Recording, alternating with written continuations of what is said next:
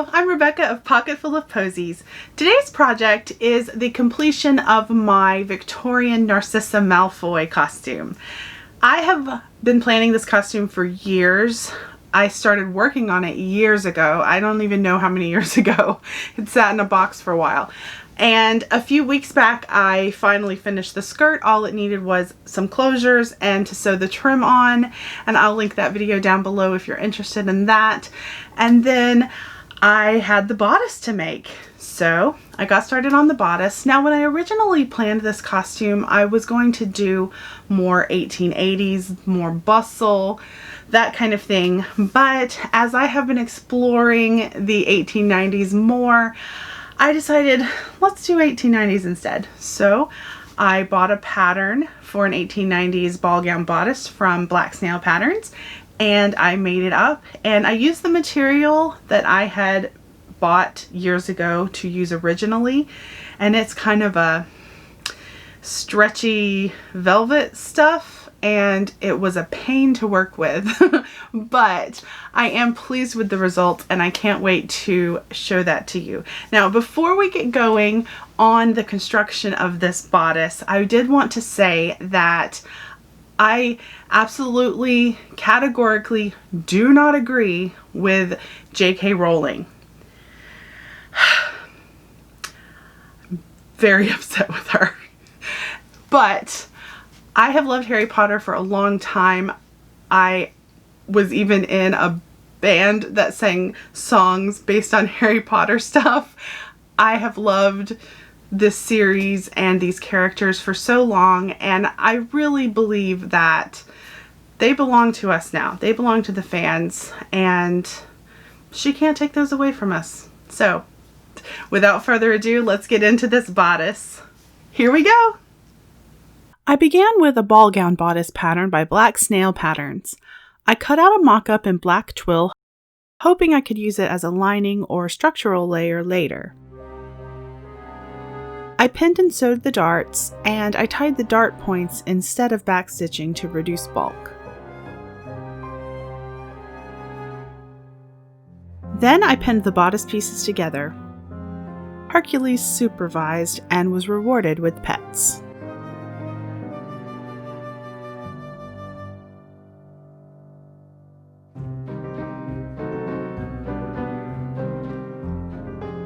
I made sure to use lots of pins on the curved seams.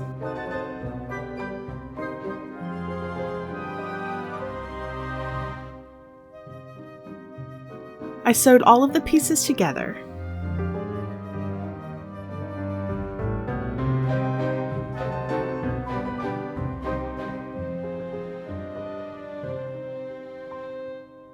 The last seams I sewed were the shoulder seams. I realized that the pieces did not quite match up at the shoulder seams, so I looked through the pattern to see if I missed anything. And I didn't notice at that point that I had missed anything. I tried it on as it was, and it didn't fit. My microphone was not turned on for my realization that I had yet again left out a piece. How do I do these things? I got my missing piece cut out and pinned in. Onward to fix my mistake.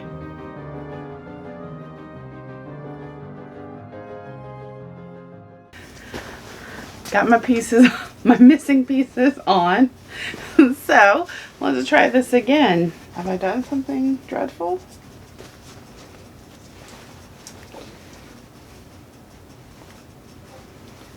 Yes, I had.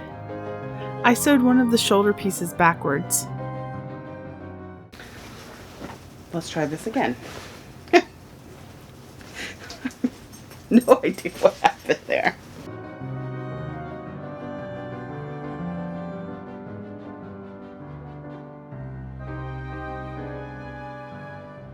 So, got quite a lot. I guess I shouldn't have done 1/4 inch seams. I should have done what the pattern said, but my measurements are bigger than the pattern, so I was worried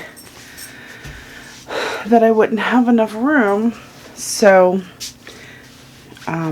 although I probably wouldn't have enough room in the bottom here, because I have, I'd say, just enough to turn over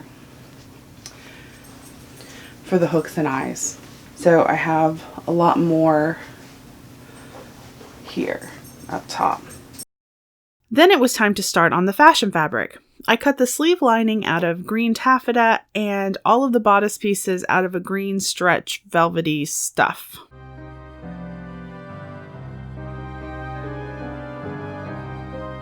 I cut the darts. Not sure why. I cut them out of the pattern intending to trace them onto the fabric. When I was cutting, I zoned out and oops! It ended up working just fine. I pinned all of the darts together.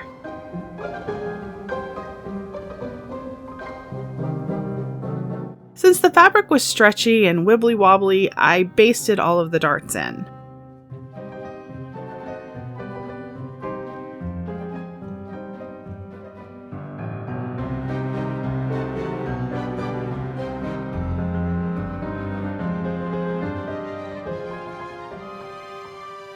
I pinned all of my pieces together.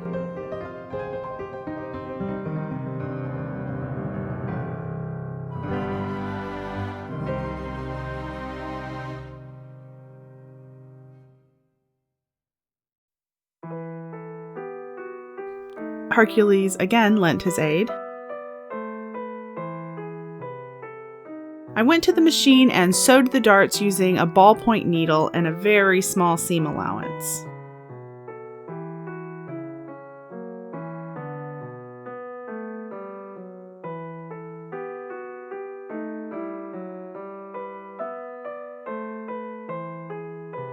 Again, tying off the points of the darts.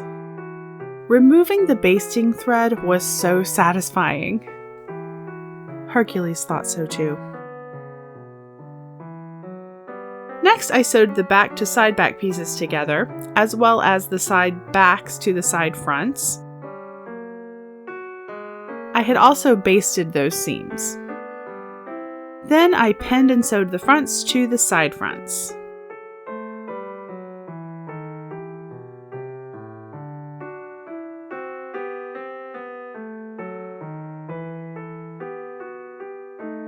I put it on Freya over the mock-up to check everything, check the fit and all of that.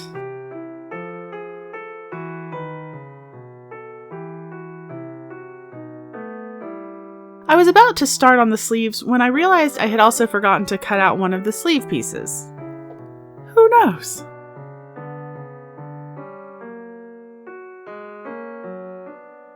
The sleeves have 3 pieces, 1 lining piece and then 2 sleeve pieces because the sleeves are very large. So the creator of Black Snail Patterns made the sleeves into 2 pieces to make it easier to print out.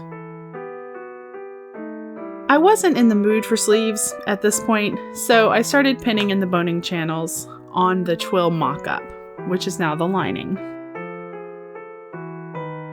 Then Thor needed some love.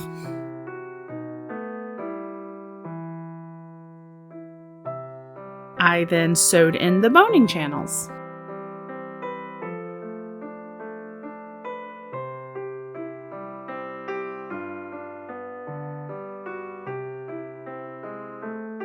I used twill tape for the boning channels.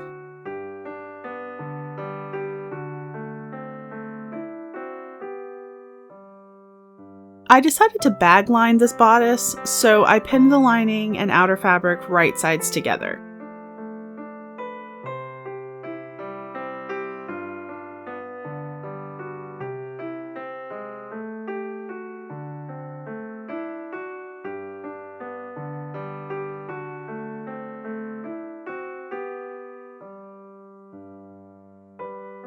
Then I inserted the synthetic whalebone I bought from Burnley and Trowbridge, link below.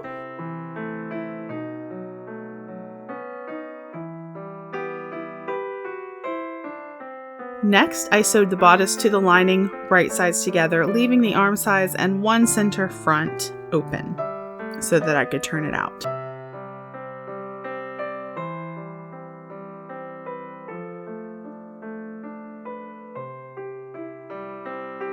I trimmed the seam allowance, clipped the corners, and turned it right side out.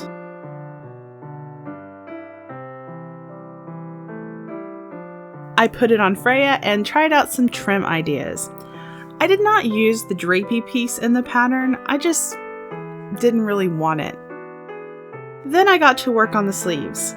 I first sewed the 2 sleeve pieces together for both sleeves. Next, I ran gathering stitches everywhere the pattern indicated.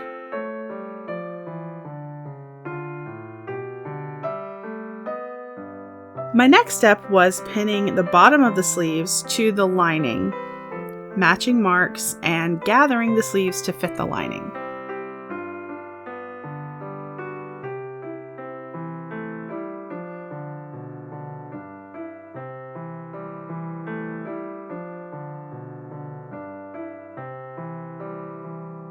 After I sewed that, I pinned the sleeve seams, gathering to fit. There's one section that is gathered on one side of the sleeve. I sewed it and turned the sleeves right side out. Next, I matched the marks and pinned the top of the sleeves to the top of the lining pieces. Again, gathering to fit.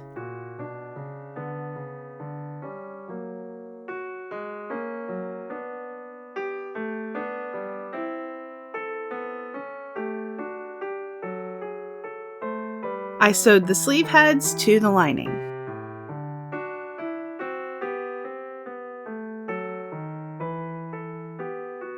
Then I pinned the sleeves into the bodice, matching marks, or so I thought.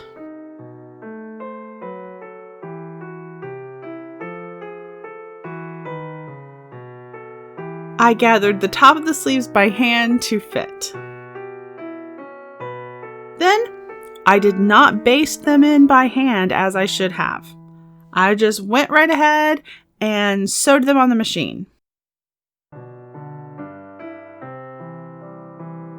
I tried it on and realized the sleeves were not correct. So, seam ripping time. Sadness.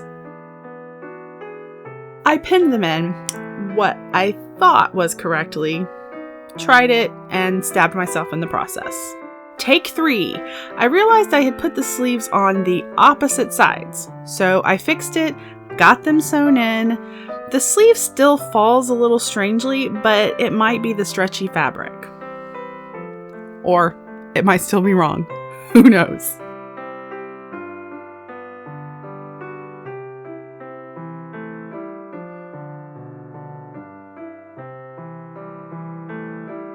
Back to Freya. I used hooks and bars and hooks and eyes going opposite directions to close it. I had a hard time with the closure because of the stretchy fabric. It was just hard to get a straight line without the fabric kind of moving out of shape.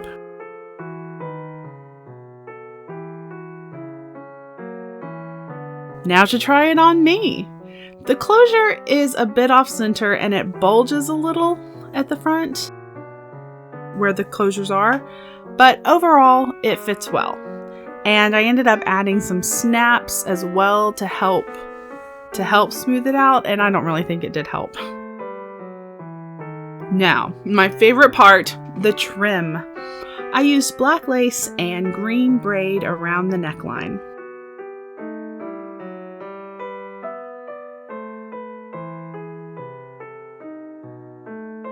I sewed the lace on by machine and the braid by hand.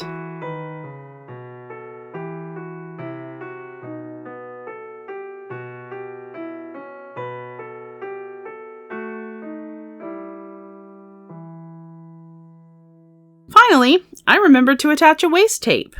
I always forget waist tapes. And then it was finished. We went to a local park and took some photos with the old oak trees, which seemed appropriate for Narcissa and a little spooky.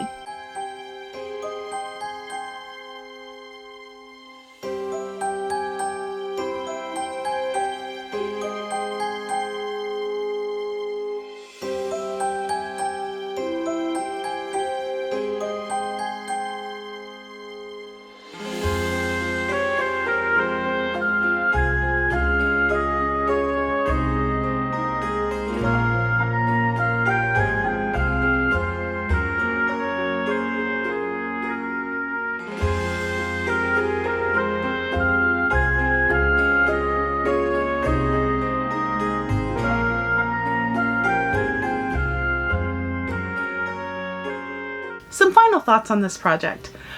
I really enjoy the effect. I like how it looks. There are a few little things with the closures on the front that I might want to change somehow. However, I'm not sure if it will work because of that fabric, because it's stretchy, because it's so wibbly wobbly.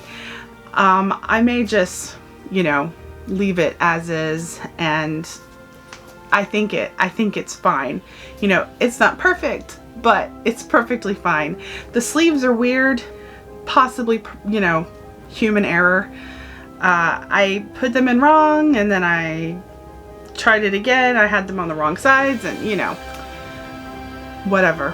But overall, this project is complete, and I'm very happy with it. I think it's pretty. I love the color, and I think it's perfectly fitting for an 1890s Narcissa Malfoy.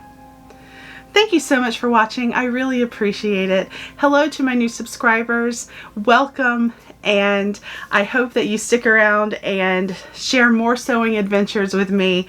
And if you enjoyed this video, please give it a thumbs up. If you haven't subscribed yet, please do that if you want to. And if you want to support the channel any further, I have a Ko-fi account, and that is linked down below. Again, thank you so much for spending your time with me, and I will see you again on our next sewing adventure. I'll see you next time.